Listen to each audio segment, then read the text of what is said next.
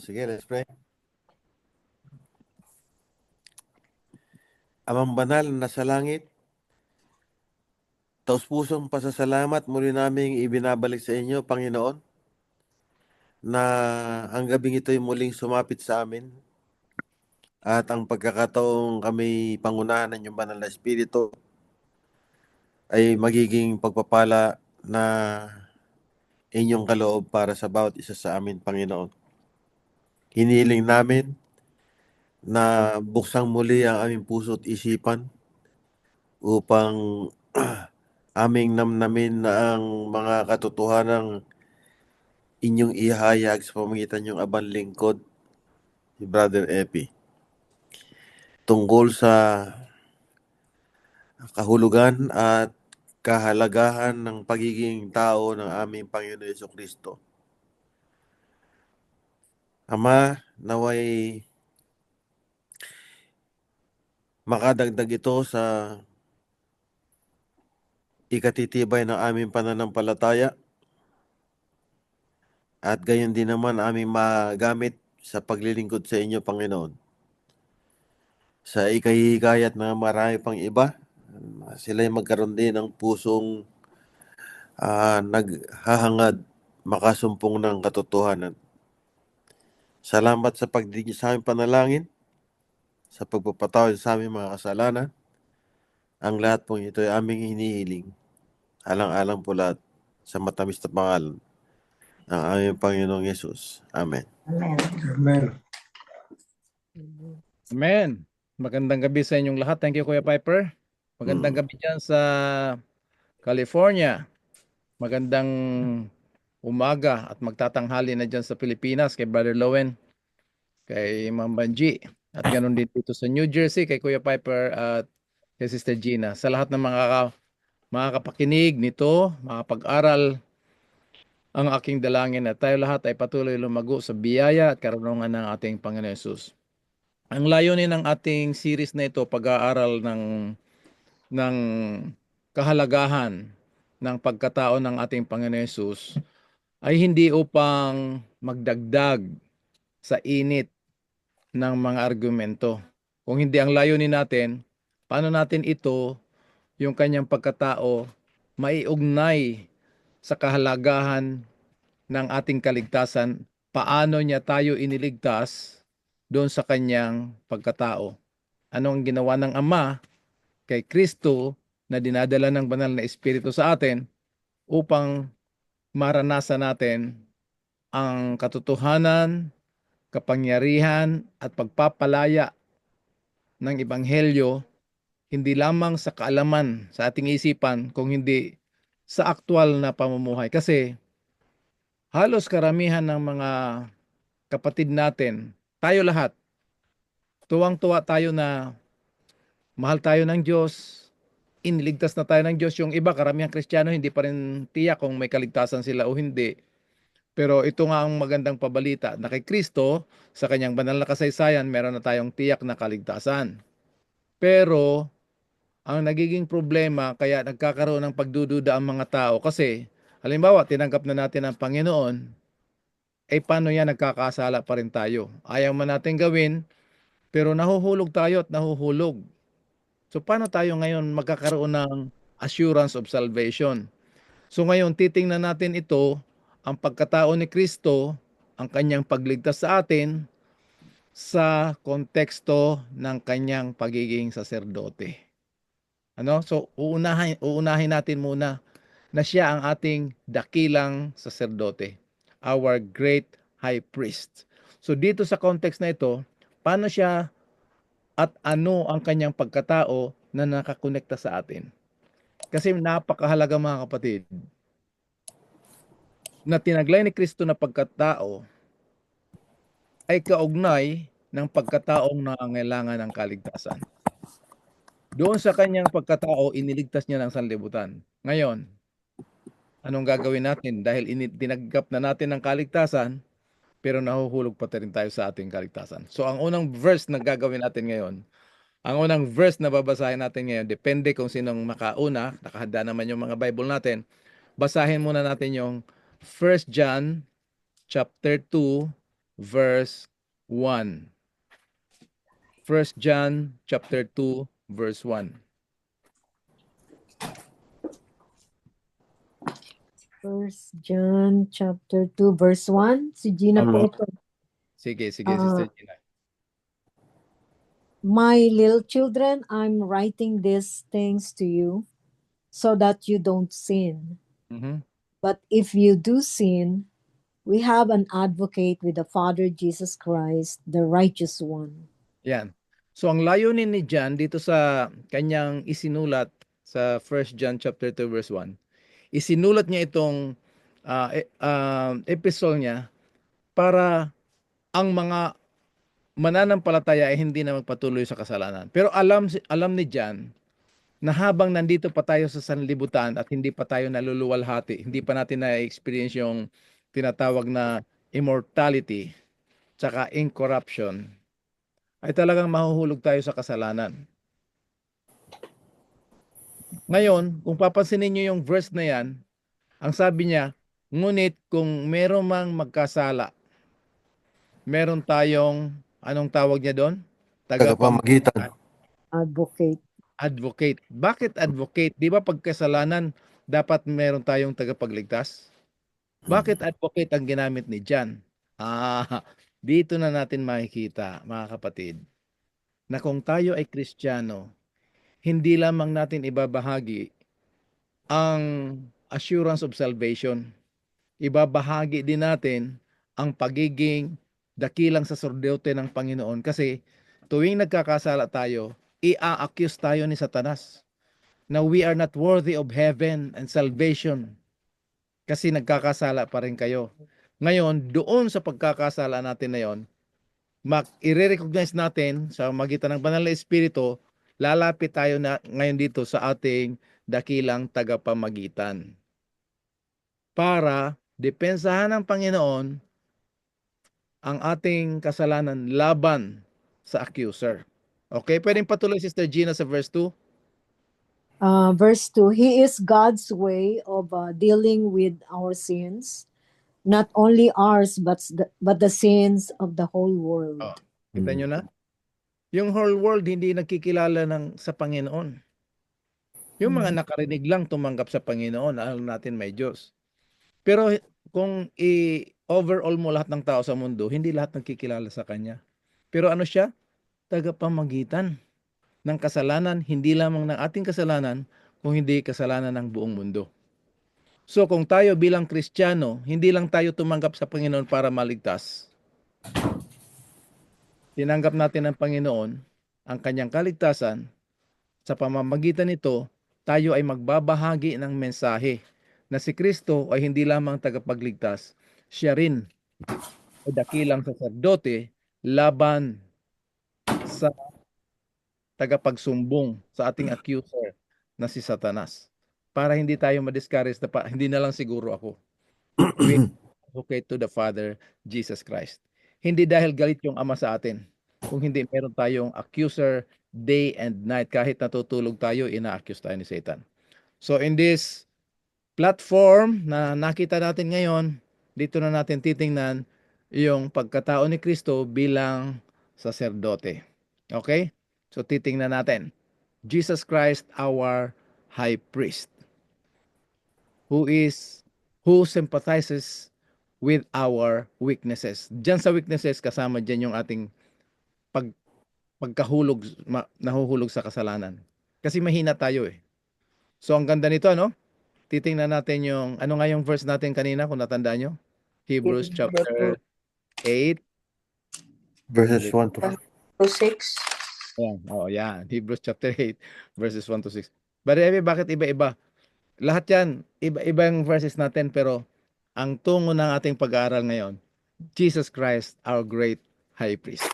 So, umpisa natin, ano ang nandito sa Hebrews chapter 8, verses 1 to 6. Okay? Pabasa ko ya Rafi dito sa verses 1 and 2. Sa mga nakikinig at makakapakinig, bubuksan nyo rin yung mga Bible nyo as much as possible, iba't ibang translation. Sige, Kuya Rafi. Verse 1. Now, of the things which we have spoken, this is the sum. We have such a high priest who is set on the right hand of the throne of the majesty in the heavens, a minister of sanctuary and of the two tabernacles, which the Lord pitched, not man. Wow. Verse 3 and 4. For Ako na. every high priest is ordained to offer gifts and sacrifices. Wherefore, it is of necessity that this man have somewhat also to offer. For if he were on earth, he should not be a priest, seeing that there are priests that offer gifts according to the law. 5 and 6. 5 and 6.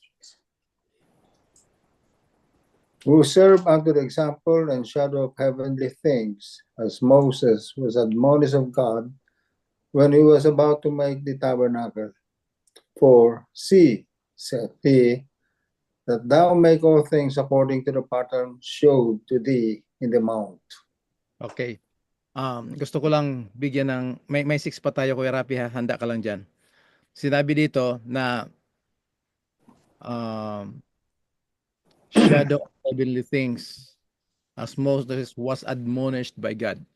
So yung sanctuary services doon sa Old Testament sa panahon nila Moses at ng mga Israelites, hindi yun ginawa ni Moses nagmula sa kanyang sarili. Yun ay utos ng Panginoon kay Moses. Sa inyo na mga naka-attend ng series ng sanctuary series natin, yung sanctuary ay model para siyang visual aid, actual visual aid ng plan of salvation from beginning to end. Kaya pagdating dito sa last part, thou make all things according to the pattern, di ba may shadow of heavenly things, pattern showed to thee in the mount, doon yung sa Mount Sinai ng 40 days and 40 nights si Moses. Hindi yan kung anong building na pinagawa ng Diyos kay Moses, yun din ang building sa langit. Yan ay pattern, yan ay shadow ng plan of salvation. Okay? Verse 6. Rapi. But now hath he obtained a more excellent ministry, by how much also he is the mediator of a better covenant, which was established upon better promises. Wow. Kita nyo? Merong excellent ministry, better covenant, and better promises. Wow. Ano tong better promises? Ano tong excellent ministry? Dito sa priesthood ni Jesus Christ. Kaya titingnan natin ang qualification ng isang saserdote. Para si Jesus maging qualified na saserdote sa atin. Kasi ang issue, kaya naguguluhan yung mga tao kasi kung Diyos si Kristo, bakit pinanganak siya? Merong mga tao na hindi naniniwala na si Kristo Diyos. Meron naman naniniwala na si Kristo ay yung iba hindi siya Diyos, yung iba Diyos at tao, nagkatawang tao, which is correct. Pero ang nangyari dito mga kapatid, napakahalaga nating tandaan ito, na meron mga taong naniniwala na ang pagkatao ni Kristo ay kagaya ng pagkatao ni Adam bago pa si Adam nahulog sa kasalanan. So kung yun ang tatanggapin natin, paano ni Kristo malalaman ang ating kahinaan? Paano siya makakonect sa atin? Halimbawa, meron mga tao nagkwento sa inyo ng problema nila. Tapos yung problema nila ay hindi mo naranasan. Paano ka makaka-link sa problema nila? Pwede ka magbigay ng advice, pero wala kang feeling na awa doon hanggang doon lang. Kagaya ng pag sinabi natin namatay yung kapatid ni ganito, automatic makaka-relate tayo kasi lahat tayo nakaranas ng namatayan ng kamag-anak. Di ba? Either magulang, kapatid, mga pinsan. So dito, makikita natin kung paano si Kristo naging qualified para maging saserdote, para maging tagapamagitan. So titingnan natin yung mga qualifications. Una, 4 lang naman to. Una, ang tao, yung saserdote, ay kinakailangan siya yung magkakatawan sa mga tao. Must be one of the people whom he represents. kailangan nakaugnay siya dun sa kanyang ikakatawan, i-represent. Number 2, kinakailangan pwede siya, maari siyang maghandog ng dalawang bagay, kaloob at mga sakripisyo para sa kasalanan. Pangatlo, kailangan mahinahon siya doon sa mga taong may kahinaan, ado ang pag-unawa tungkol sa mga espiritual na bagay, lalo na doon sa mga naliligaw ng landas. Naliligaw ng landas, naliligaw yung kanilang lakad sa pananampalataya. Napakahalaga mga kapatid kasi hindi lang basta-basta pananampalataya na nananampalataya tayo. Kinakailangan yung ating pananampalataya ay nakabase mismo sa salita ng Diyos. No? At pang-apat, hindi siya itinuro, hindi siya pinili, kung hindi siya ay inappoint mismo ng Diyos bilang mataas na saserdote. Okay? So isa-isahin na natin yan. Yung apat na yan, napakahalaga dito sa qualifications ng bilang saserdote. So one must be one of the people whom he represents. Punta tayo ng Hebrews chapter 5 verse 1. Qualification number 1 ito. Tingnan nyo yung section ng chapter 8 at chapter 5. Ang tinets pwedeng pabasa Hebrews chapter 5 verse 1. Every high priest is selected from among men and is appointed to represent them in matters related to God, to offer gifts and sacrifices for sins. So from among men. Doon siya mismo, hindi pwedeng mag-represent yung hindi galing doon sa pagiging tao. So si Kristo bilang Diyos, pwede niya tayong iligtas dahil Diyos siya.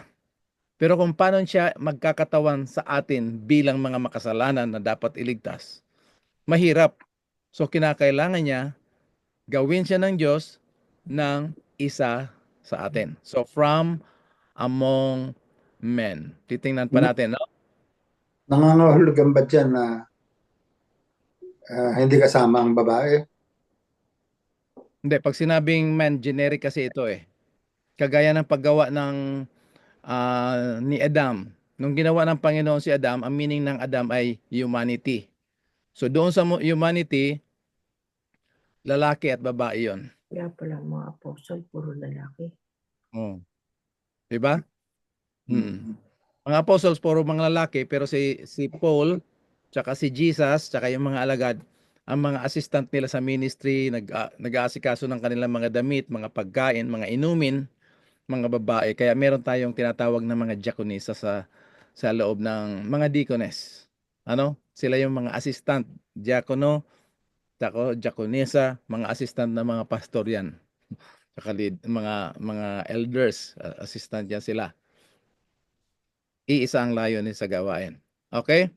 So, kung titingnan nyo dyan sa computer nyo o sa telepono, kung meron kayong extra dyan, tingnan nyo yung meaning ng Adam.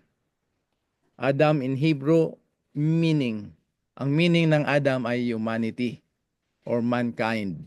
So, wala siyang, hindi siya nalilimit sa lalaki. At para sa ika-encourage ng mga babae, si Eva, hindi siya afterthought. Yung bang, sa story kasi makikita mo na nalulungkot si Adam. Kaya gumawa ang Panginoon. Pero kung titingnan mo ng malalim ang paggawa ng Panginoon kay Eva, hindi siya galing uli sa lupa. Eve was created from the same material kung ano na ang nandun kay Adam. Kaya yung binuga ng Panginoon na buhay, Genesis chapter 2 verse 7, and the Lord breathed the breath of life. In the original is breath of lives. Diyan sa Hebrew. Okay? So ngayon, para matanggal yung issue ng sa lalaki o sa babae, sila yung may karapatan, dito natin makikita yan na iisa lang ang pinagmula natin ng ating buhay. Yung pagiging babae at pagiging lalaki, ang purpose ng Panginoon yan, para dumami ang tao. Pero pagdating sa ministry, leaders ang lalaki, supporters ang mga babae. Pero iisang layunin. Sa ministry mga kapatid, halimbawa isang pastor ng church, o ano man ang pinagkatiwala sa atin ng Panginoon gawain, dapat mawala sa atin yung sense of ownership. Kasi ang danger ng kasalanan na nandito sa atin, lalo na pag matagal na tayo naglilingkod at meron tayong posisyon, nagkakaroon ng sense of ownership. Parang tayo na yung may-ari ng simbahan o ng gawain. Sasabihin, matagal na ako dito? O, ikaw kailan ka lang dito? Ganun ang mga style. So dito, makikita natin, lahat ng kahinaan natin, lahat ng limitasyon natin, kayang-kaya tayo i-represent ng Panginoon kasi siya mismo ay nagmula doon. So number 1 qualification, kailangan he is from among men. Titingnan natin itong ano. Kuya Pipes, ikaw naman. Hebrews chapter 2, verses 14 to 18. Dahan-dahanin lang natin ito. Go ahead, Kuya Pipes. For as much then as the children are partakers of flesh and blood, he also himself likewise took part of the same. Sandali lang, Kuya Pipes ha. Ano yung tinaglay niya na the same? The Flesh and same blood. flesh and blood. So maliwanag sa atin yan, ano? Mm. Okay. Anong layunin? Patuloy, Kuya Pipes. That through death he might destroy him that had the power of death, that is the devil, and deliver them who through fear of death were all their lifetime subject to bondage. Ayan. So nakita nyo na, bago niya tayo ma-represent, kailangan maging isa siya na kagaya ng laman at dugo para iligtas niya muna tayo. So number 1, makita natin the purpose of Christ becoming a man is for us to be saved, to be delivered from the power of death. Number 2, dahil iniligtas niya na ang buong sanlibutan, hindi lahat nakakaranas, hindi lahat tumanggap. Pero involved doon sa kanyang kaligtasan na ginawa para sa atin, sa kanyang banal na kasaysayan. Ngayon, pagkatapos niyan, naranasan na natin ng kaligtasan, meron na tayong peace that passeth understanding, nagkakasala pa rin tayo, doon papasok ang kanyang pagiging saserdote. So titingnan natin dito ngayon. Verse 16, Kuya Pipes. For verily he took not on him the nature of angels, but he took on him the seed of Abraham. Okay, so may clue na tayo dito na yung pagkatao na kanyang tinaglay sa kanyang kapanganak nung siya ipinanganak, hindi likas na mga anghel. Pag sinabing not the nature of angels, meaning not the sinless nature. But in contrast, he took on him sa kanyang sarili, tinaglay ang ano, ang binhi. Sperm. Sa ibang translation talagang sperm yan. Yung pagkatao. Kung saan nabubuhay ang tao at dumadaming tao, yan ang tinaglay ng ating Panginoon. The seed of Abraham. Si Abraham ba sinless? Pag binasa niya yung photo ni Abraham, nakakagulat lang. Okay. Patuloy Kuya Pipes, verse 17. Wherefore, in all things it behooved him to be made like unto his brethren. Yan. Yan na yung qualification na siya mismo kailangan gawin ng kagaya ng kanyang mga kapatid. Ano na naman ang layunin? That he might be a merciful and faithful high priest in things pertaining to God, to make reconciliation for the sins of the people. Mhm. For in that he himself hath suffered being tempted, he is able to succor them that are tempted. Okay. Thank you, Kuya Pipes. Nakita niyo itong verse 18? For in that. Ano yung in that? In partaking the flesh and blood. Nakuha niyo mga kapatid? So number 1, nung tinaglay niya yung kaparehong laman at dugo para iligtas tayo sa kapangyarihan ng kasalanan at kamatayan. Pangalawa, dahil patuloy pa rin tayo nahuhulog sa kasalanan, siya ay nagiging maawain at tapat na saserdote para sa atin. At dahil dito, sa kanyang pagtaglay ng laman at dugo, siya mismo ay maari, pwedeng-pwede tumulong. Yung soccer, he is able to help them that are tempted. Sino sa atin ditong hindi natutukso? Lahat tayo. Ngayon, titingnan natin itong tinatawag na tukso. Paano niya tayo matulungan sa ating mga kahinaan na lagi tayong natutukso? Okay, sino naman magbabasa ngayon? Sister Gina, available ka ba? Ano yun? Dito sa screen, Hebrews chapter 4 verse 15. Oh, Hebrews 4 verse 15. Ang key verse natin sa pag-aaral na to ay verses 14, 15, and 16. Pero dito muna tayo. The 15. Because Iba-ibang translation ito ha. Yung una, King James, tapos English Standard Version, tapos Holman Christian Standard Bible. Go ahead, Sister Gina. because we do not have a high priest who cannot sympathize with our weaknesses, but instead one who was tempted in every way that we are, except without sin. Ang binasa Finally, sa baba? O Po? sa Bible mo? Doon verse siya sa Bible niya. Sa Bible niya. Bible. Yeah. Oh, thank Oh, you, Sister sorry. Gina. Basahin okay ko. Okay lang. Kasi ang point ko naman dito, nakita mo doon sa Bible, ang ginamit niya sa Bible mo, tested in every way, di ba? Doon sa verse, sa last part, Opo. tested in every way. Sa, That we are exempt without sin. yeah. Mhm. O except without sin. Ngayon, dito sa English Standard Version, ang sinasabi dito, in every respect. Puntahan muna natin itong King James. Basahin ko ha. Nung time na sinulat itong Bible, kasi ang style ng pagsulat ni Paul nito, intended ito sa mga Hudyo, kaya Hebrews eh. Yung Book of Hebrews, intended ito, sinulat ni Pablo, sa mga Hudyo na tumanggap kay Kristo at nasa panganib ng bumalik sa kanilang pagiging Hudyo at magpa-practice na naman ng mga rituals kasi akala nila nandun yung kaligtasan. So sa Aramaic, na way ng pagsulat ni Paul dito, para ma-emphasize yung point, binibigay nila yung negative. Kaya titingnan nyo mga kapatid, for we have not, wala tayong mataas na saserdote na hindi matatouch yung halimbawa na yung sinasabi natin nakaka-touch naman yung kwento mo, di ba?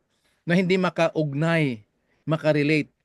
Hindi ganyan ang saserdote natin na hindi niya kayang makaugnay sa ating mga karamdaman ng ating kahinaan at kasalanan.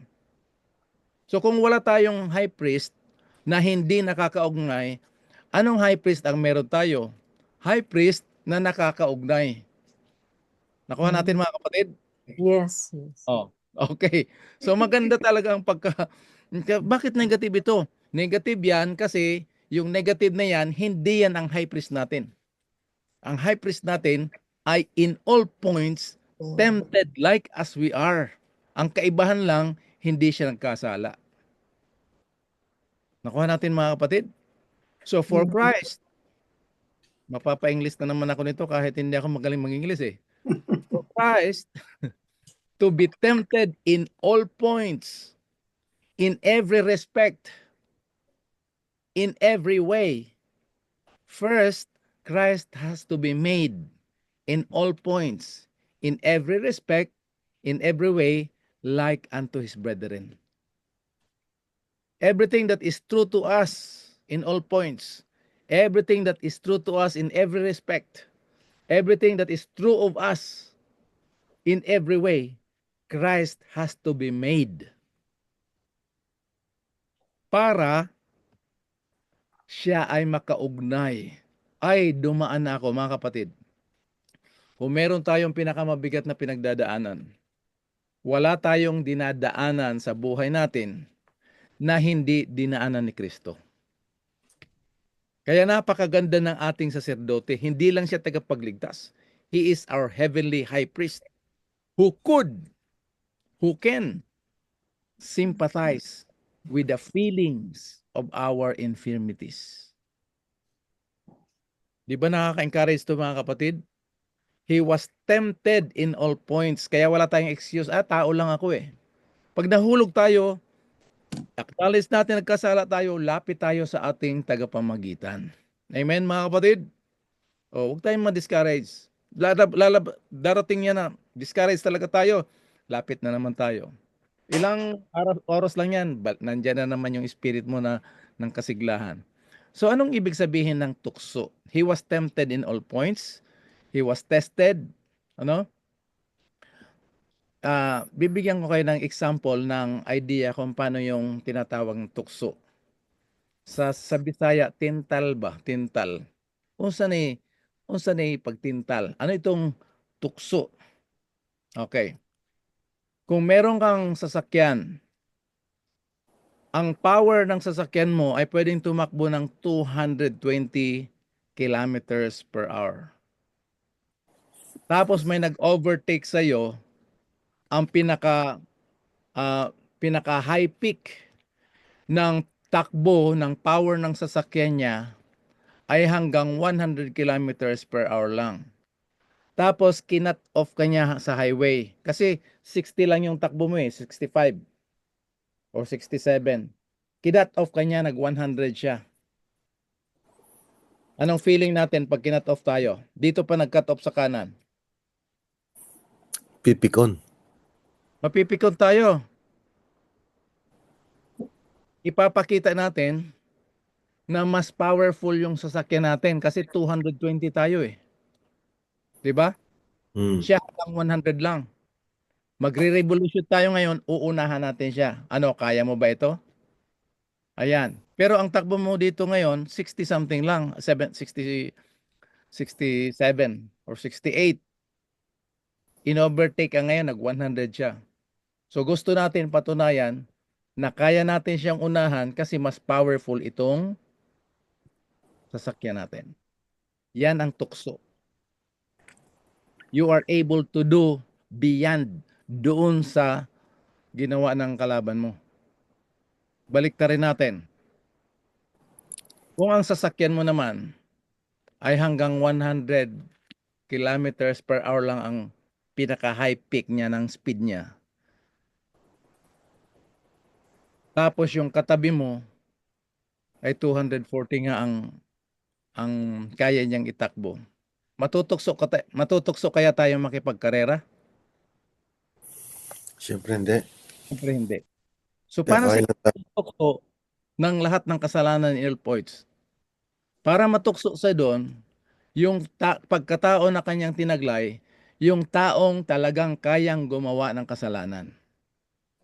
Kasi meron mang nag-iisip na si Kristo kaya hindi siya nagkasala, Diyos siya eh. So magiging excuse natin yon, i-compare na naman natin, Diyos siya kaya hindi siya nagkasala. Ako tao lang eh. Tao lang. Ang Diyos hindi nagkasala. Kaya si Kristo hindi nagkasala, mga kapatid. Si Kristo meron siyang propensity. Yun sa pagkataong kanyang tinaglay. Maliwanag po ba yan sa atin mga kapatid? Ang magiging tanong dito ngayon, pero series ito eh. I-advance ko lang ng konti. Kung siya ay ginawang tao na lahat ng ating pagkatao, paano siya magiging tagapagligtas kung siya mismo ang kanyang tinaglay na kasalanan na? So siya mismo mangangailangan ng Tagapagligtas. Diba legitimate question yan? Ganda naman ito. Oh. So, i-advance ko lang ito para meron na tayong idea sa mga susunod. Kasi we're talking about Sa mga believers, this. ang mga believers tumanggap na si Kristo ay nagtaglay ng ating pagiging makasalanan. Pero yung isang grupo, linilimit nila si Jesus doon lang sa nagugutom, nauuhaw, napapagod. Pero pagdating doon sa kasalanan, hindi na siya wala siyang propensity, wala siyang access, wala siyang capability na magkasala. Kasi pag ganun, magiging makasalanan siya, kailangan niya ng tagapagligtas, hindi niya tayong kailangan iligtas. So napakahalaga na dapat malaman natin ano talagang klaseng pagkatao ni Kristo para siya ay para tayo ay mailigtas niya doon sa kanyang pagkatao, at second step ay siya ay magiging tagapamagitan natin. So sabihin ko na muna ngayon yung answer.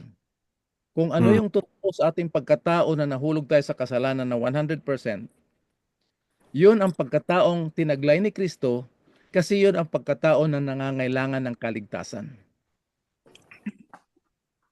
Ang pagkataong hindi niya tinaglay ay pagkataong hindi niya pwedeng iligtas. Mm. Kaya he was tempted in all points as we are, and he is able to help us in our infirmities, in our weaknesses. So napakaganda mga kapatid dito. So ang message ng kaharian ng Diyos, hindi siya limited sa Jesus as our Savior. Praise the Lord for that we have a Savior 100%. Pero dahil nga sa experience natin na huhulog pa tayo at meron pa tayong kahinaan, praise the Lord na meron tayong tagapamagitan sa Ama laban sa sumbong ng kaaway. Mm. Okay mga kapatid? Amen. Okay.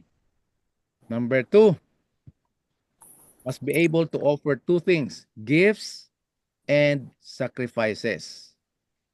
Sino pa mga pwede magbasa dito? Si Sir Eda yata, busy pa eh. Hindi na. Yan. Anong Ayan, chapter? Ay, anong chapter? Sister Eda, pwede pa basa Hebrews chapter 5 verse 1. Yung pa rin yung kanina. Kanina from among men. Ngayon naman, ang titingnan natin dito, sige, nabasa na to ni Sister Nets kanina, pero tuloy lang natin. The same verse. Nakamute ka, Sister Eda. Andito itong highlighted or Oo. Yung Oo, buo, yan. pero hinighlight ko lang yan. okay. Every high priest. Oo. Every high priest is selected from among men and is Yan. appointed to represent them in matters related to God, to offer gifts and sacrifices for sins. Yan. Yung una kanina, yung binasa ni Ate Nets, ito yung qualification niya na ma-represent niya yung kanyang tao. Pero pagkatapos niya i-represent niyang tao, ano ang layunin niya?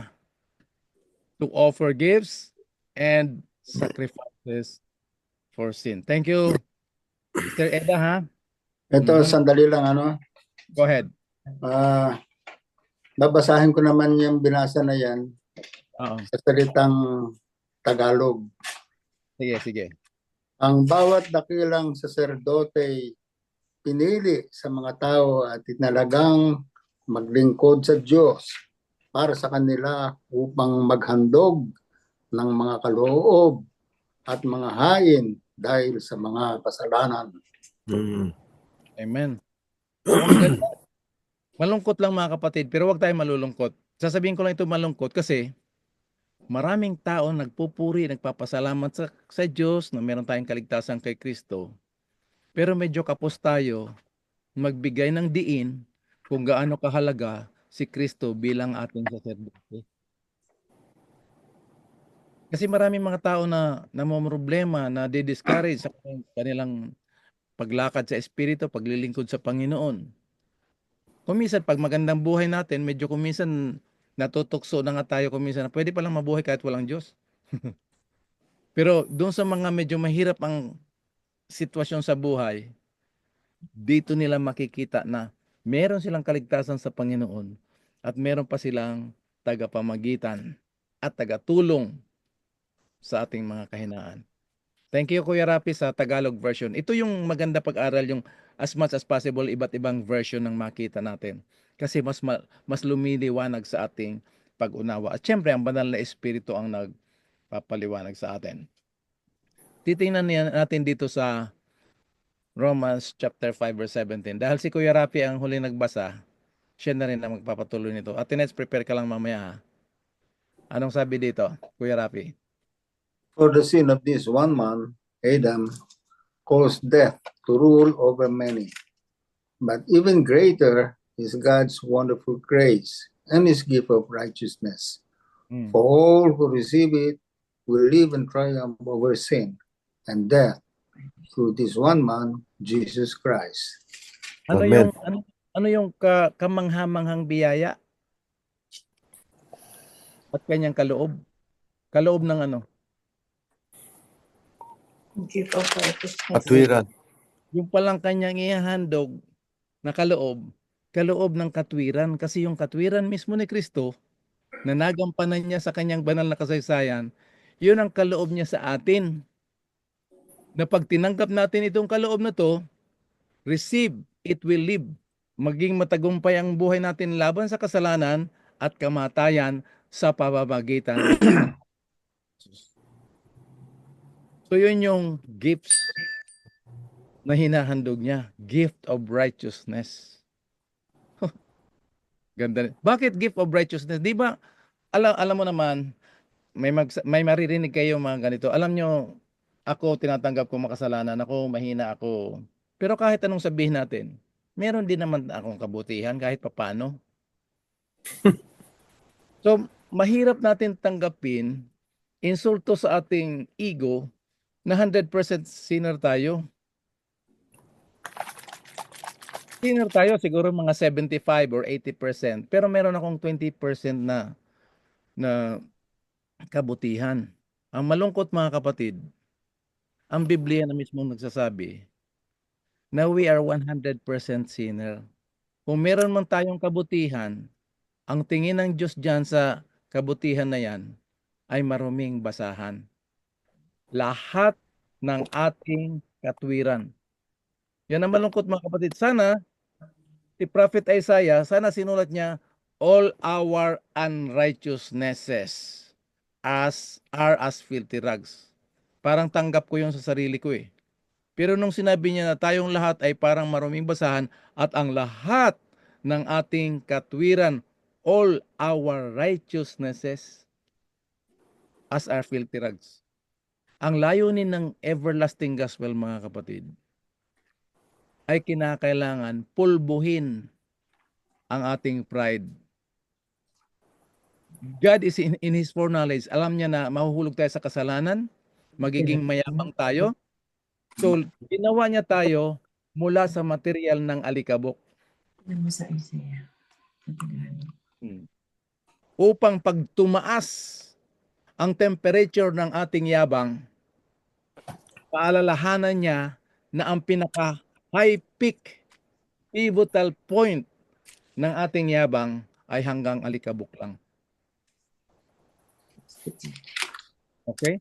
Isaiah chapter 64 verse 6. Gusto niyong basahin sa ibang version? Kung may Tagalog pa nga dyan. Ito, meron dito. Tagalog.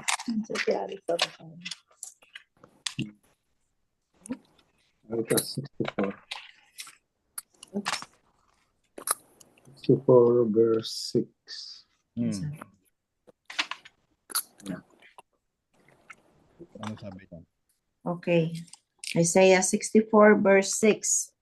Ang lahat sa aming pawang nagkasala, ang aming katulad, kahit anong gawin ay duming di hawak.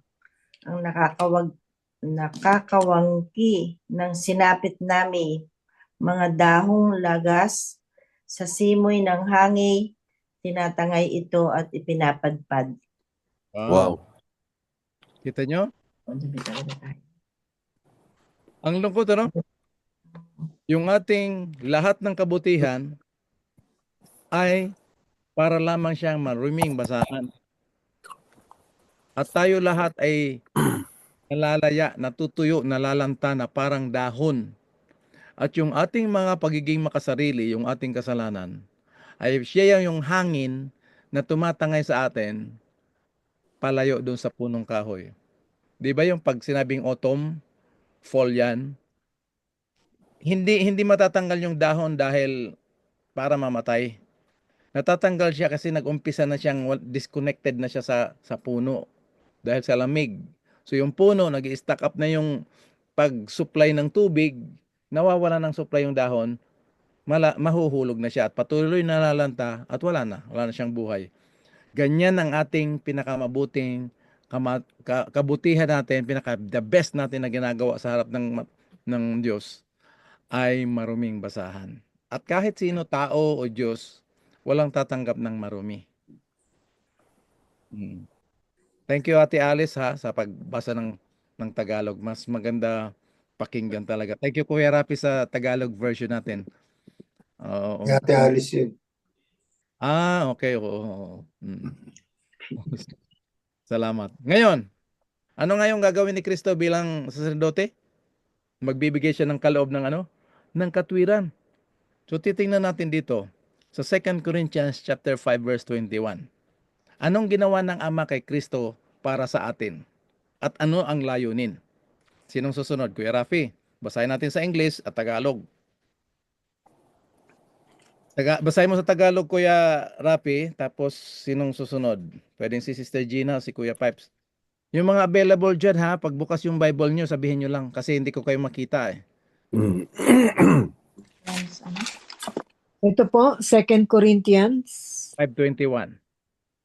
For he made him who knew no sin to be sin for us, Yan. Anong that layunin? we might become the righteousness of God in him. Yan. So yung he dito, sapagkat ginawa niya, ang he dito is the Father. Kaya huwag nating titingnan ang Father na galit sa atin, tapos nandyan si Kristo na punong-puno ng awa at biyaya, na mamakaawa sa Ama. Hindi. Yung Ama mismo ang gumawa kay Kristo, He made Him, na hindi nakakakilala ng kasalanan, gawa siyang kasalanan para sa atin. So yung keyword ng pag-unawa sa kanyang pagkatao ay yung He was made. Nakuha natin mga kapatid. So hindi natin pwedeng masabi si Kristo sa kanyang pagkatao. Ha? 2 Corinthians 5:21. Oh, 5:20. Ligo. Hindi mo makita yun, Ay, nakita na namin. Iba yung tinitingnan niya. Okay. Yan. Ito, 21, ayan. Tagalog version. Mm.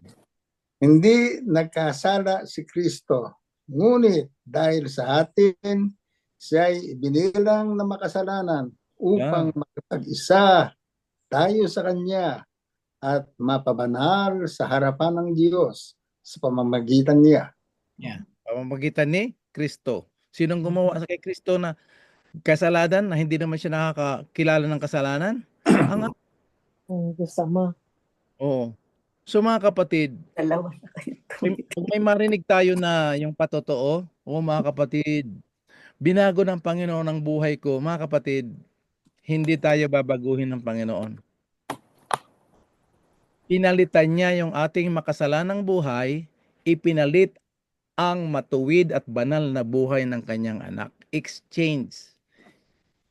Englishin ko muna ito, ha, para ma-express ko. The gospel message, the message of the kingdom, is not to give us a new life. The message of the kingdom is to give us an exchange life. Our sin to Christ, to the cross, and the perfect life of Christ at His resurrection, ibinigay na sa atin. So exchange. Kaya pag marinig natin yung gospel message, hindi yung ibigay ko yung buhay ko. Wala naman tayong pwedeng maibigay. I-exchange natin, ibibigay natin, isusurrender natin doon sa katotohanan na yung ating dating pagkataong makasalanan ay naipako kasama doon kay Kristo. Pwedeng pabasa ng Romans chapter 6 verse 6 kung sinong available. Romans chapter 6 verse 6. Romans 6 verse 6. This is what we know.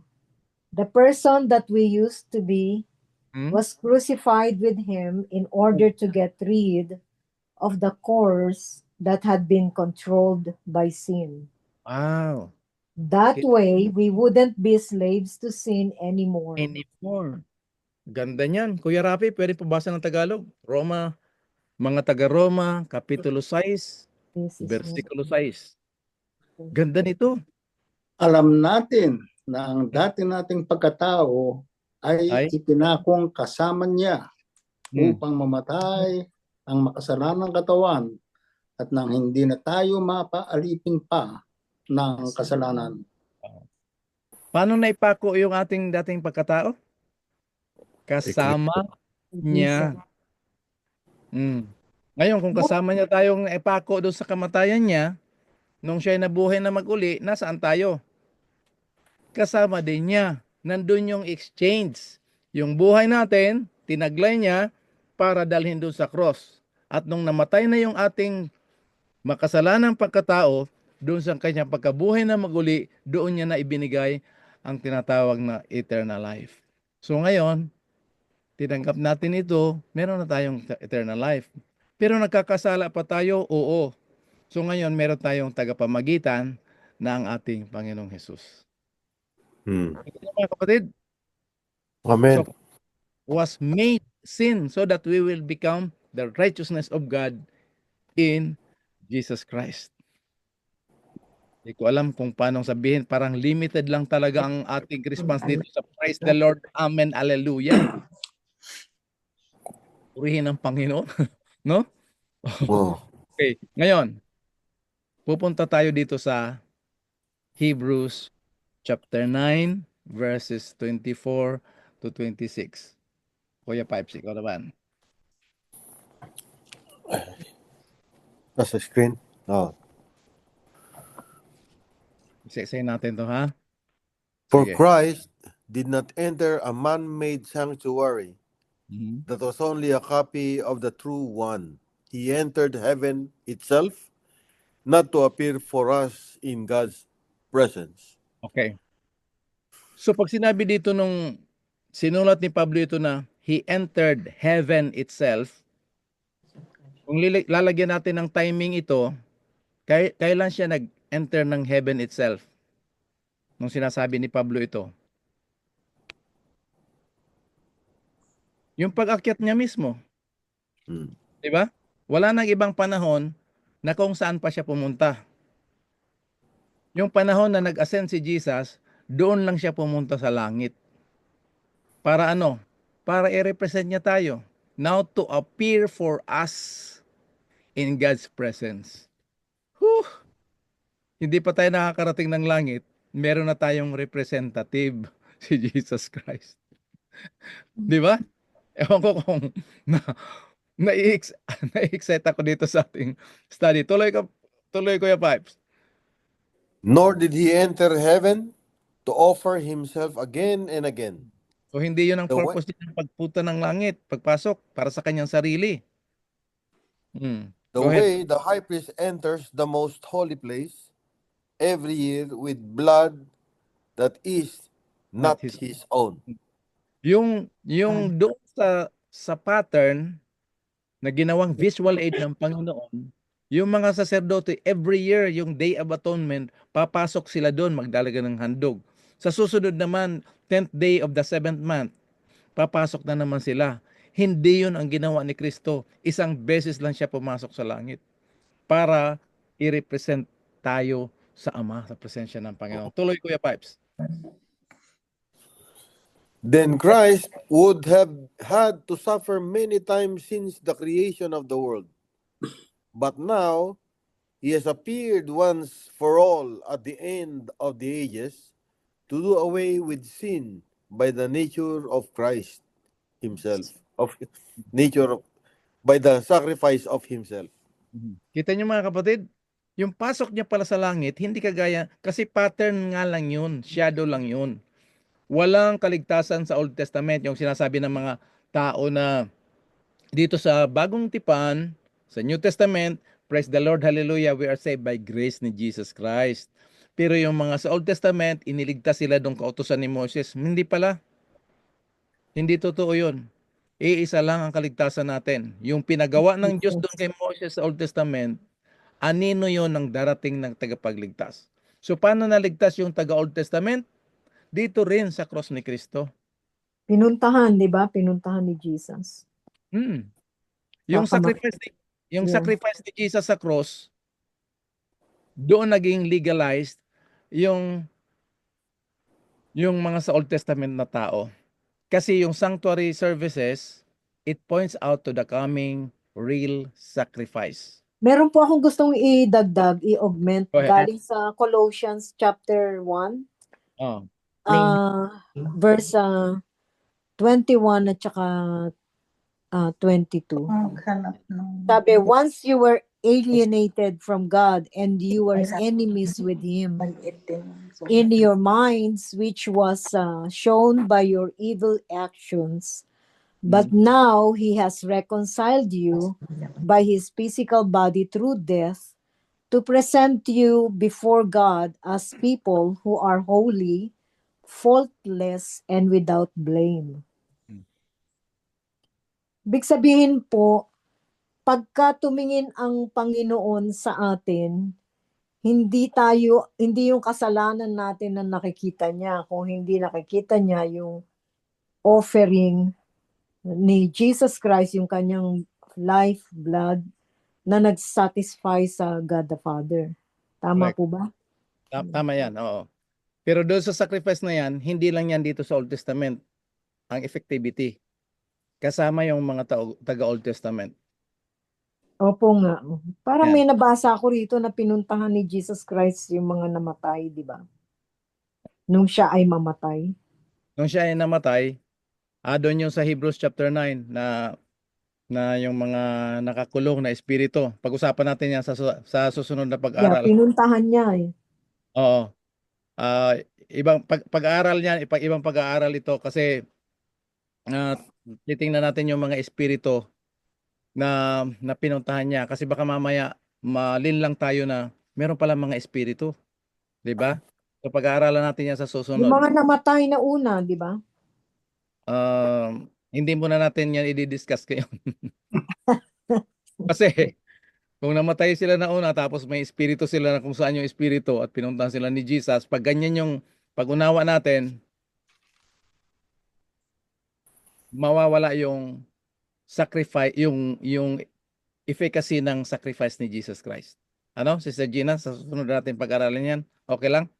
Sige, sige. Oo. I-emphasize lang muna natin dito na yung mga sacerdote sa Old Testament, which was the shadow of the coming sacrifice, effective yun, yung reality nun, dito sa sacrifice lang ni Jesus Christ.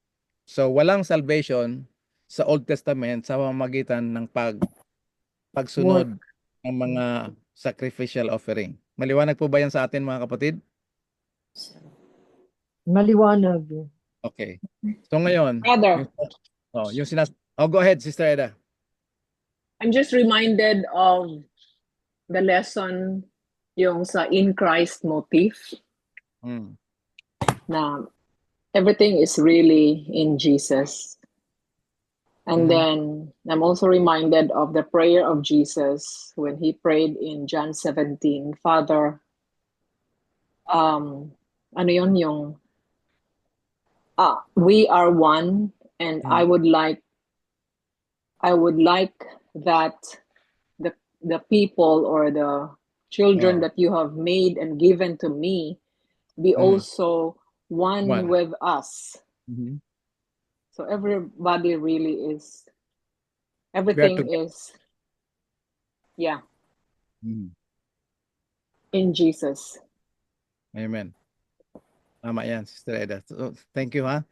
So ngayon, yung sinasabi ni Sister Gina kanina na masatisfy yung Father, titingnan natin itong kasunod doon sa sacrifice ni Jesus Christ kung paano siya naging high priest. Okay? Yan yung foundation ng gobyerno ng kaharian ng Diyos. Psalm 87 verse 14. Righteousness and justice are the foundation of your throne. Mga awit 97 versikulo 2. Katwiran at katarungan ang pundasyon ng kaharian. Pag sinabing pundasyon, yun yung pinapatungan. Ano mang building o bahay yan, meron siyang pinagpapatungan. 7. 87 verse 14, Tagalog. Kabasa natin kay Ate Alice. 7:14. Maliit. Sino ito? Saan yun? Ito. Okay, verse 14. Di mo ako pansin, o Panginoon ko. Di ka kumikibo. Bakit ang mukha mo'y ikinukubli mo? Psalm Ikaw, 87, 87, 88 yan. ay 87. Ay 87 verse ano? 14. Oh, verse 14. Hanggang 7 lang Psalm. Hindi, hanggang 7 lang eh. 7. Ha? Hanggang Baka, 7 lang. baka hindi 87 yan, baka 85 yan. Baka nagkamali yung ano ko. Kala ko Mali. 87 verse 2. 89 dapat yan. 89. 89 verse 14. Oo. Verse 14. Okay, 89 verse 14. Ang kaharian mo ay makatarungan. Sa ligang matuwid ang pinagtayuan. Wagas na pag-ibig at katapatan. Ang pamamahala mo'y ginagampanan. Ano daw? Katwiran at ano? At Katwiran at kahatulan. kahatulan o katarungan. No? Kaharian, Justice. katarungan, matuwid ang pinagtayuan, wagas na pag-ibig at ang katapatan, ang pamamahala mong ginagampanan. Yan. Talagang This is makatay. serious. Mm. End time. Oo. So ngayon, tingnan niyo mga kapatid. Dito sa katwiran, binigay ng ng Ama si Kristo bilang kaloob ng katwiran sa ating kaligtasan. Kasi yung katwiran lang ang pwede niya eh. Sa pamamagitan ng kanyang matuwid na pamumuhay.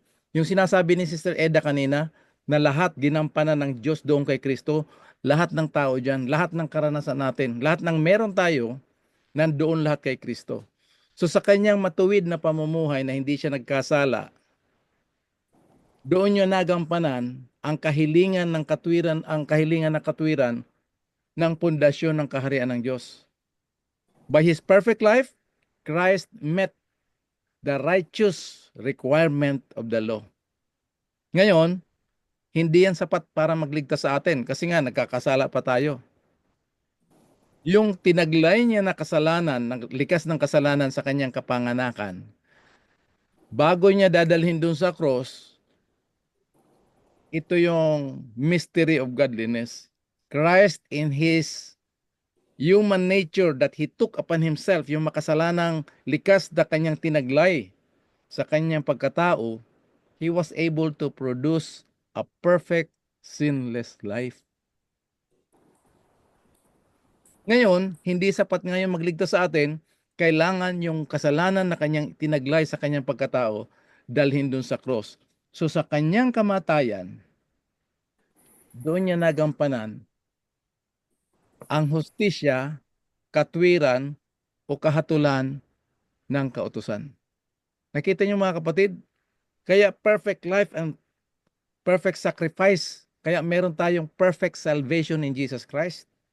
By His sacrificial and victorious death, Christ met the justice demand of the law.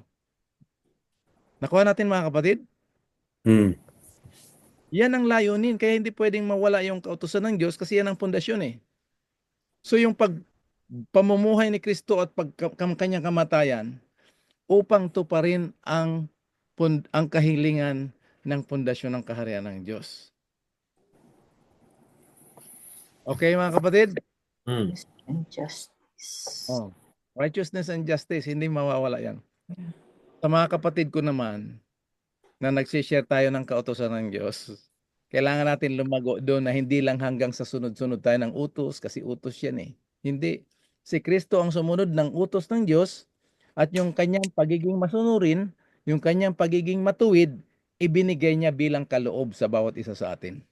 Yan na yung sabi ni Sister Gina kanina na hindi na tayo nakikita ng Diyos bilang makasalanan. Ang nakikita na ng Diyos sa atin yung katwiran ng kanyang anak na pinagkaloob sa bawat isa sa atin. Maliwanag ko pa yan mga kapatid? Amen. Okay. Pag may mga question kayo, isulat nyo lang ha. At anong oras na ngayon? 11. So pwede tayo matapos in another 10 minutes. Okay lang? Oo. Pangatlo, deal gently with those who are ignorant and are gone astray. Yung mga nawawala sa pananampalataya. Sino na magbabasa ngayon? Ate Nets, ikaw na? Hebrews Hebrew chapter 5, 5, verse 2. verse 2. Oo. He is able to deal gently with those who are ignorant and are going astray, since he himself is subject to weakness. Yan. Si Kristo dahil subject siya sa weaknesses, sa kahinaan ng kasalanan, na panagumpayan niya yan, so ngayon, kayang-kaya niya na tayo tulungan sa ating kahinaan at sa ating pagkaligaw sa ating pananampalataya. Praise the Lord for that, mga kapatid. Tingnan natin, ha? He is able to deal gently to those who are ignorant and are going astray. Grabing galing ng ating Panginoon. Sobrang galing niya, limited lang tayo sa tatlong Yang napapakita. papasalamat. Hallelujah, praise the Lord. Mga mangmang. Purihin ang Panginoon. Ligaw No? ng landas pagkat siya ay Mahina rin. mahina. Subject to witness. Kasi ano? Tagalog Pagkat daw. siya ay, Ha? pagkat siya ay Basahin Mahina mo. rin. Sabi. Basahin mo. mahina. Basahin ko na yung the whole verse. O sige. Mahinahon niyang napapakitunguhan ang mga mangmang at nadiligaw ng landas. Bakit? Sapagkat siya ay mahina rin. Doon sa kanyang kahinaan, na panagumpayan niya sa pamamagitan ng banal na espiritu, ngayon doon sa tagumpay niya, laban sa kanyang kahinaan na tinaglay niya doon sa kanyang pagkatao, ngayon, kayang-kaya niya na gabayan yung mga naliligaw ng landas at mga mangmang. Grabe, no? Ang galing ng Panginoon. So titingnan natin ito. Romans chapter 10 verse 1. Si Ate Alice naman. Romans chapter 10 verse 1. Alice. Hanggang 3 ito, ha. Sister Alice, tapos si Kuya Rafi, tapos si Ate Nets. 3 verses kasi ito eh. Romans 10. What? Oh, verse, Gusto mo sa Tagalog? English? sige, Tagalog. Okay. Nasaan? Romans 10 verse 1. Mga kapatid, ang marugdok kung nais ay dalangin sa Diyos ay maligtas sila. Sino maligtas? Yung kanyang mga kasama dati sa kanyang relihiyon Marugdok. na maligtas. Bakit sinabi niya ito? Ay mga naniniwala naman yun sa Diyos. Verse 2, Kuya Rafi. Sapagkat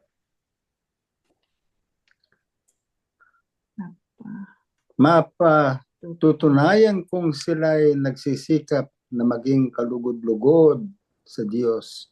Subalit mali ang kanilang batayan. yan, may problema pala. Hindi pala sapat yung sigasig natin sa paglilingkod sa Diyos. Kasi mali yung batayan. So napakahalaga mag-aral ng salita ng Diyos, ano? Ate Nets, ano ang dahilan? Bakit mali? For not knowing about God's righteousness and seeking to establish their own, they did not subject themselves to the righteousness of God. Merong dalawang righteousness dyan, dalawang katwiran. Dahil sila ay mangmang sa katwiran ng Diyos, anong gagawin nila? Tatayo sila ng sarili ng katwiran. Pero itong katwiran na itinatayo nila, hindi sang-ayon sa katwiran ng Diyos. So kaya yan ang panalangin ni Pablo na lang, na kahit meron silang katwiran sa kanilang relihiyon, na dapat sila din ay maligtas, malaman nila ang katwiran ng Diyos. Grabe. Ito, binasa na natin to kanina.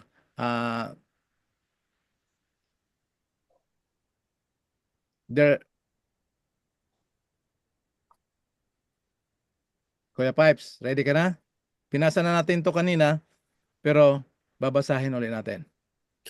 My little children, these things write I unto you, that ye sin not.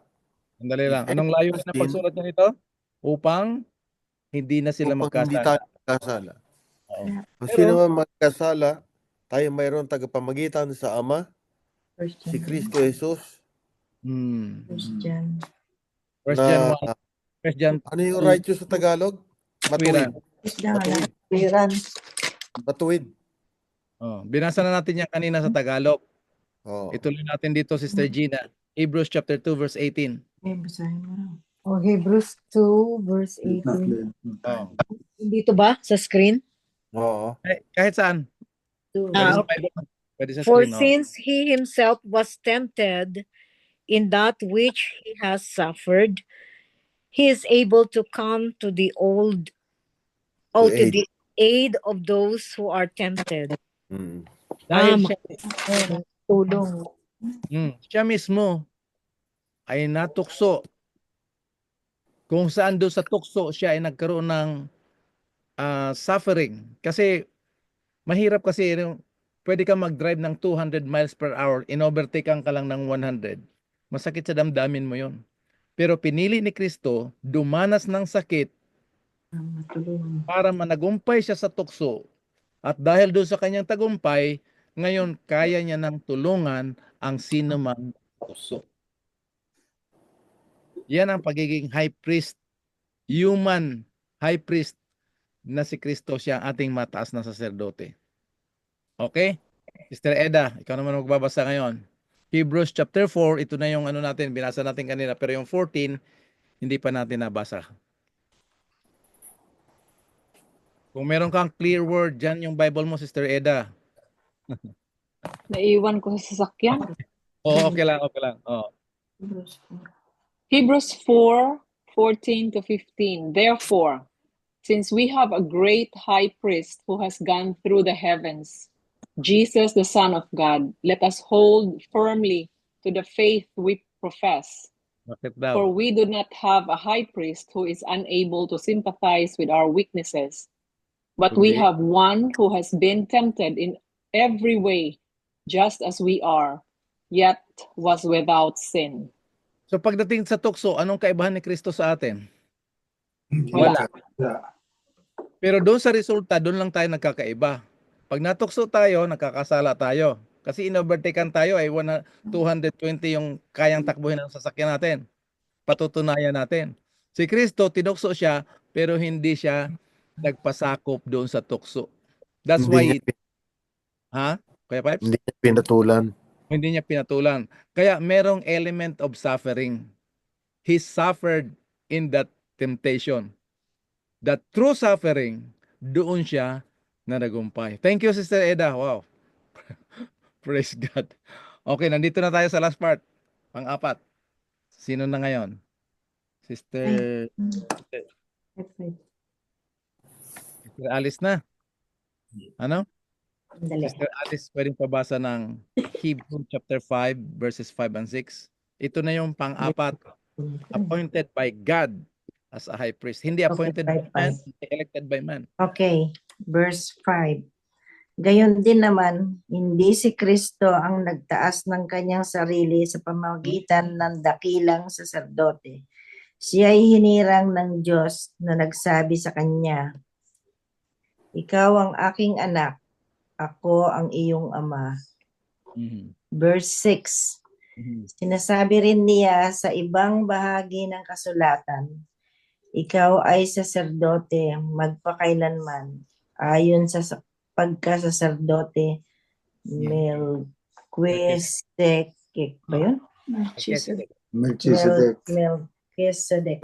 Melchizedek. Okay. Ngayon, diyan ka lang, Ate Alice, kasi meron pang verse 7. Verse 7. Mhm. Ano ba yun? Okay, verse 7. Noon si Jesus ay namumuhay rito sa lupa, siya ay dumalangin at lumuluhang sumamo sa Diyos na makapagliligtas sa kanya sa kamatayan. At dininig siya dahil sa lubusang siya ay magpakumbaba. Wow. So, ano yun ang papakumbaba? Yung kaya niyang gawin, pero hindi niya ginawa, yun ang kanyang pagpapakumbaba. Tuloy natin sa verse 8, Ate Alice.